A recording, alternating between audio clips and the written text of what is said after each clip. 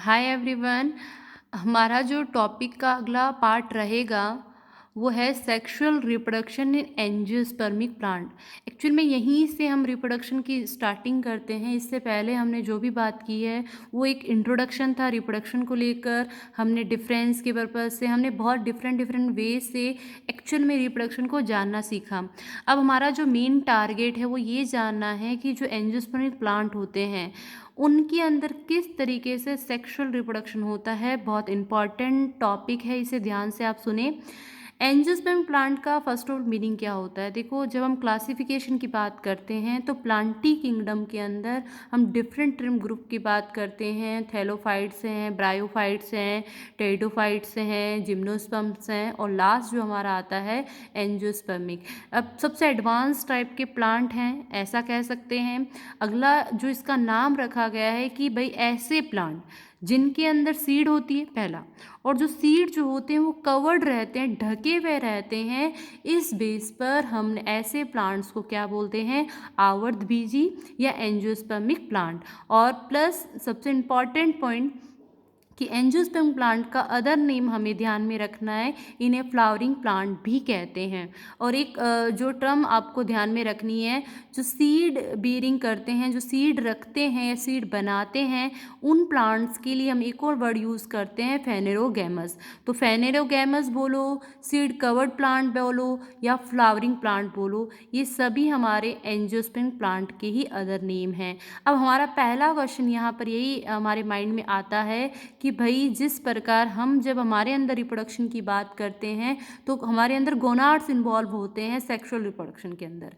तो प्लांट के अंदर भी ऐसा कोई है, ऐसा कोई पार्ट है जो सेक्सुअल रिप्रोडक्शन में इन्वॉल्व है? तो yes, we have a plant part which is known as flower. कि हम कह सकते हैं कि इस प्लांट के अंदर एक ऐसा पार्ट है जो एक्चुअल में सेक्सुअल रिप्रोडक्शन में इन्वॉल्व होता है, जिसे अपन पुष्प कहते हैं, फ्लावर कहते हैं।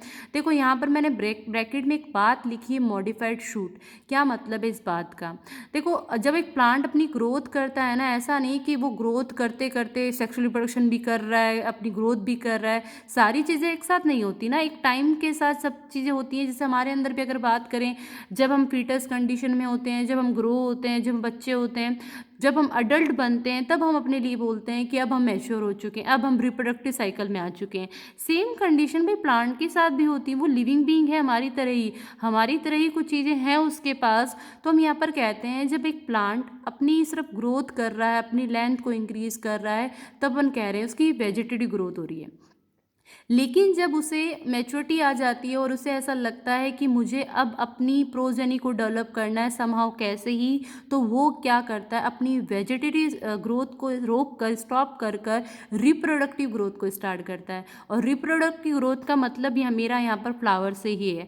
देखो, एक स्टेम की अगर बात करें तो स्टेम्स की जो नोड इंटरनोड होते हैं, जहाँ से अपन बात करते हैं कि जो नोड वाला पार्ट होता है वहाँ से ब्रांचें, लीफ वगैरह निकलती हैं, बर्ड निकलती हैं, और वही आगे चलकर कोई ना कोई पार्ट बनाती है स्टेम का। जब एक स्टेम अपनी वेजिटेटिव ग्रोथ को रोक कर रिप्रोडक्टिव ग्रोथ स्टार्ट करता है, तो वो जो बर्ड बनाता है अपने नोड से, वो क्या कहलाती है? फ्लोरल बर्ड कहलाती है, जो आगे चलकर क्या बनाएगी? फ्लावर बनाएगी। तो हम बेसिकली हम कह सकते हैं भाई स्टेम या शूट की मॉडिफाइड फॉर्म ही तो फ्लावर हुई। कि स्टेम के अंदर जो नोड इंटरनोड होते हैं, तब ये कंडीशन कब आती है? जब इंटरनोड हमारे बहुत इलोंगेटेड हो जाते हैं और जो नोड हमारा बहुत ज़्यादा कंडेंस हो जाता है, और उस नोड से लीफ या ब्रांच उनके निकलने के अलावा फ्लोरल पार्ट निकलना स्टार्ट हो जाएं, तब अपन कहते हैं कि वो एक फ्लावर बनने लग गया है। इस वजह से हमने इसका क्या नाम रख दिया? Modified shoot. अगर इसमें सिंपल वे में बोलूँ कि स्टेम की जो एपिकल मेरिस्टेम होती है, मेरिस्टेम सेल्स होती हैं, वो हमारी फ्लोर मेरिस्टेम में कन्वर्ट हो जाती है, तब आपको फ्लावर देखने को मिलता है। यहाँ पे मैंने आपके सामने एक फ्लावर की पिक्चर रखी है। बहुत बेसिक सा डायग्राम है, हम लोग बहुत बचपन से इस डायग्राम को देखते आए हैं। एक फ्लावर की अगर हम बात करें तो बेसिकली एक फ्लावर 4 पार्ट से मिलकर बना होता है, जिसे अपन वॉरल कहते हैं, चक्र कहते हैं। और इसके अंदर अगर मैं आपके सामने कुछ बातें रखूं तो ये देख सकते हैं, ये जो आपको लाइन नज़र आ रही है इलोंगेटेड, जो आपको ये स्ट्रक्चर नज़र आ रहा है, इसे अपन पर्णवृंत या पेडिसल कहते हैं। ये वो पार्ट होता है जिससे ये स्टेम से डायरेक्ट या ब्रांच से अटैच होता है फ्लावर।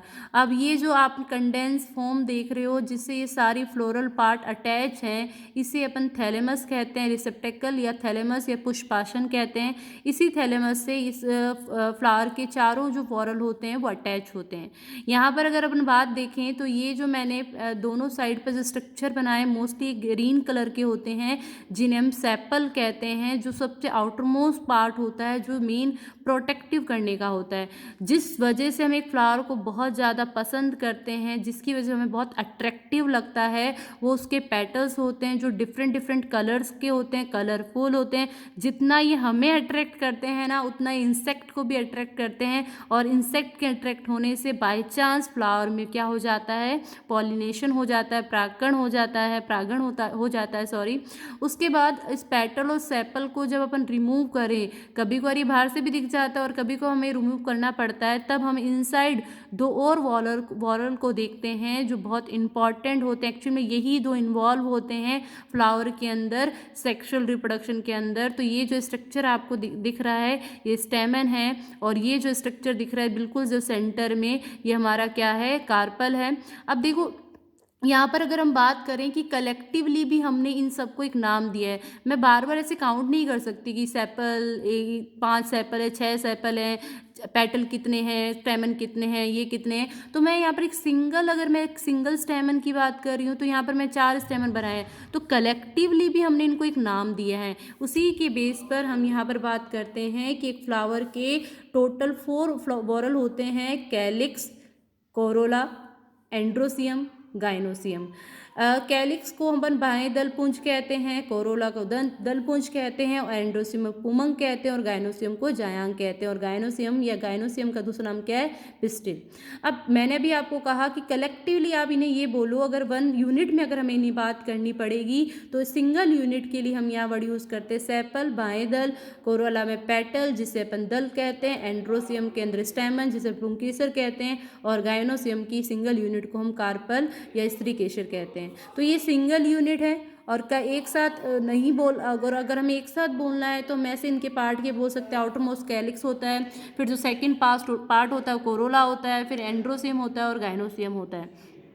अब देखो इंपॉर्टेंट, मैंने यहाँ पर ब्रैकेट में कुछ सिंबल्स लिखे हैं। जब हम फ्लोरल डायग्राम और फार्मूला की बात करते हैं तो हमें इन फ्लावर के सिंबल को भी देखना पड़ता है, तो थोड़ा बहुत आप लोग याद रख लें कि कैलिक्स के लिए जो सिंबल यूज़ में लिया जाता है वो के है, कोरोला के लिए सी, एंड्रोसियम के लिए ए, गाइनोसियम के लिए जी। प्लीज़ ध्यान में रखिए, के वाला थोड़ा माइंड में रखेंगे, बाकी तो सब उसके नाम के अकॉर्डिंग ही है। के मतलब कैलिक्स, और इनकी सिंगल यूनिट की बात करें सेपल आउटर मोस्ट, पेटल उसके बाद स्टेमन और अंदर, और कार्पल भी अंदर। अब मैंने यहाँ पर एक चीज़ मेंशन की है कि ये जो 2 पार्ट होते हैं कैलिक्स और कोरोला, स्पेशली ये रिप्रोडक्टिव सिस्टम में इन्वॉल्व नहीं होते हैं, ये सिर्फ सपोर्टर की तरह काम करते हैं, एक सहायक चक्र की तरह काम करते हैं, जो प्रोटेक्शन का, पॉलिनेशन का, अट्रैक्ट करने का काम करते हैं। मेन हमारा जो टॉपिक है ना सेक्सुअल रिप्रोडक्शन, उसके अंदर हम बात करें तो स्टेम और कार्पल का बहुत इंपॉर्टेंट रोल होता है। दैट्स वाई हम इन दोनों को कलेक्टिवली रिप्रोडक्टिव एसेंशियल पार्ट कहते हैं रिप्रोडक्टिव सिस्टम में। इन दोनों का ही इन्वॉल्वमेंट होता है एक प्लांट के रिप्रोडक्शन, सेक्सुअल रिप्रोडक्शन के अंदर। हमने प्रीवियस क्लासेस में बात की भी है कि कोई फ्लावर बाइसेक्सुअल है, यूनिसेक्सुअल है, इस बेस का जो डिफरेंस था ना वो इसी पर था कि अगर एक ही फ्लावर के अंदर ये स्टेमन कार्पल दोनों है तो बाइसेक्सुअल, अगर सिर्फ एक जना है तो यूनिसेक्सुअल। अब यूनिसेक्सुअल में 2 कंडीशन आ गई कि भाई स्टेमन है तो अपन बोलेंगे स्टेमिनेट है, अगर अपन बोलेंगे कार्पल है तो अपन बोलेंगे पिस्टिलेट है। तो इससे हमें ये क्लियर हो जाता है कि फ्लावर भी बाइसेक्सुअल, यूनिसेक्सुअल होते हैं और किस बेस पर हम इसको डिफ्रेंशिएट करते हैं।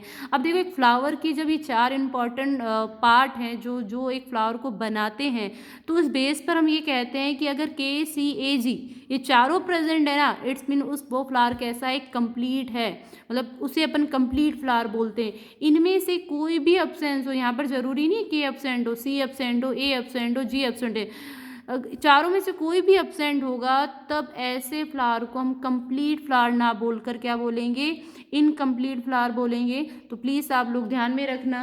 मैं आपको एक डायग्राम दिखा भी देती हूँ बुक का। तो यहाँ पर आप देख सकते हैं कि ये हमारा बाइसेक्शुअल फ्लावर दे रखा है, जिसके अंदर हमने देखा रखे इसके इनके भी इसके पार्ट जो कर रखे स्टेमन और इसको हम नेक्स्ट क्लास में डिस्कस करेंगे। तो एक फ्लावर का डायग्राम है। अब फ्लावर के डायग्राम को अगर आप अच्छे से अपने माइंड में रखें तो आपको क्लियर हो जाएगा कि ये हमारा सेक्शुअल रिप्रोडक्शन में इन्वॉल्व होने वाला पार्ट है। एक अलग से पॉइंट मैंने यहाँ पर लिखा है कि मोस्टली क्या होता है, कैलेक्स अलग और कोरोला अलग होते हैं। कभी कभार जब हम डिफ्रेंशिएट नहीं कर पाते कि कौन सा कैलिक्स है कोरोला है, क्योंकि वो दोनों फ्यूज्ड हो जाते हैं, तब ऐसे बनने वाले स्ट्रक्चर को हम क्या बोलते हैं, पेरियंथ बोलते हैं। और पेरियंथ की सिंगल यूनिट क्या कहलाएगी, टेपल। प्लीज़ इसे ध्यान में रखना। मोस्टली जो लिलियेसी की फैमिली होती है वहाँ पर कैलिक्स और कोरोला कंबाइन होकर एक और स्ट्रक्चर बनाते हैं जिसे अपन क्या बोलते हैं, पेरियंथ, और इसकी सिंगल यूनिट को क्या बोलते हैं, टेपल। अब यहाँ पर अगर आप पिक्चर देखें तो मैंने क्या किया है, जो हमारे इंपॉर्टेंट पार्ट थे रिप्रोडक्टिव सिस्टम के अंदर, एक था हमारा स्टेमन और दूसरा हमारा था कार्पल, और ये एक सिंगल यूनिट थी जिसे कलेक्टिवली अपन क्या नाम दे रहे थे, एंड्रोसियम और गाइनोसियम। अगर हम एक स्टेमन एक पुंकेसर की बात करें तो वो भी 3 पार्ट से मिलकर बना होता है। अगर इस डायग्राम को अगर आप देखें तो यहाँ पर ये जो टॉप मोस्ट जो आपको स्ट्रक्चर दिख रहा है उसे अपन एंथर कहते हैं। बीच में जो लाइन दिख रही है वो कनेक्टिव होता है, योजी होता है। एंथर का मतलब प्राकोष होता है, स्टेमन का मतलब पुंकेसर होता है। फिलामेंट जो होते हैं वो अपन कह सकते हैं अटैचमेंट करने का काम करते हैं। तो ये 3 पार्ट होते हैं हमारे स्टेमन के। अब आगे जब हम रिप्रोडक्टिव सिस्टम को डिटेल में बात करेंगे तो एक क्वेश्चन आता है कि जो एंथर होता है वो कनेक्टिव लिंक से कनेक्ट है या नहीं है। अगर कनेक्टिव लिंक से कनेक्ट नहीं है तब ऐसे स्टेमन को अपन बोलते हैं मोनोथीकस। मोनोथीकस मतलब एक ही उसके अंदर लोब है। अगर कनेक्टिव लिंक प्रेजेंट होगा तो जो एंथर है उसके 2 लोब, 2 पालियां बन जाएगी जिसे अपन एंथर लोब कहते हैं। अब जब 2 एंथर लोब वाली हमें स्टेमन दिखेगा उस कंडीशन को अपन क्या बोलेंगे, डाइथीकस। प्लीज़ ध्यान में रखना, मोस्टली जो प्लांट्स होते हैं उनके स्टेमन की जो एंथर होता है वो डाइथीकस की कंडीशन में ही होता है और द्विपालित होता है। मालवेसी जो फैमिली आती, कॉटन वाली फैमिली, उसके अंदर अपन बात करें मोनोथीकस कंडीशन होती है। सेम अगर अपन बात करें तो कार्पल के भी 3 पार्ट होते हैं। कार्पल किसका पार्ट था, हमारे गाइनोसियम का। गाइनोसियम मतलब हमारा जायांग और मतलब फीमेल पार्ट। तो फीमेल पार्ट की अगर अपन बात करें तो फीमेल पार्ट के अंदर हम देखते हैं कार्पल के 3 पार्ट हैं। आउटर टॉप मोस्ट जो आपको दिख रहा है वो स्टिग्मा है, जो इलोंगेटेड पार्ट दिख रहा है स्टाइल, और जो बिल्कुल अपना फूला हुआ स्वेल हुआ पार्ट दिख रहा है वो ओवेरी है, अंडाशय, और उसके अंदर क्या दिखते हैं आपको, ओव्यूल या बीजांड दिखते हैं। ये फीमेल पार्ट होता है और ये मेल पार्ट होता है। तो ये मेल फीमेल पार्ट ही इन्वॉल्व होते हैं हमारे सेक्शुअल रिप्रोडक्शन के अंदर प्लांट के। तो यहाँ पर मैंने एक छोटा सा मेंशन भी किया, जिससे मैंने आपको पहले बता ही दिया था कि जो फ्लावर होता है वो मॉडिफाइड शूट होता है। कब, जब शूट की मेरिस्टेम क्या बनाने लग जाए, फ्लोरल मेरिस्टेम। इस बीच क्या चेंज आता है, इंटरनोड जो इलोंगेशन होना उसका बंद हो जाता है और जो नोड है वो कंडेंस हो जाते हैं। तो हम कह सकते हैं कि नोड से जो हमारे फ्लोरल निकल रहे हैं ना, अल्टीमेटली वो क्या होते हैं, मॉडिफाइड लीव्स ही होती हैं। ये क्वेश्चन आया हुआ है, प्लीज़ ध्यान में रखना कि क्योंकि अब नोड यहाँ पर लीफ नहीं बना रहा लेकिन लीफ की जगह फ्लोरल ऑर्गन बना रहा है, तो किसको उसने मॉडिफाइड कर दिया, लीफ को। तो ये थोड़ा सा मैंने वहाँ पर एक बार गलत बोल दिया था। इंटरनोड ध्यान में रखना, इलोंगेशन उसका क्या हो जाता है, स्टॉप हो जाता है। तो ये हमारा बेसिक सा एक इंट्रोडक्शन था सेक्सुअल रिप्रोडक्शन को स्टार्ट करने से पहले कि फ्लावर क्या है और फ्लावर के पार्ट क्या है। नेक्स्ट क्लास में इसे हम कंटिन्यू करेंगे। Thank you so much.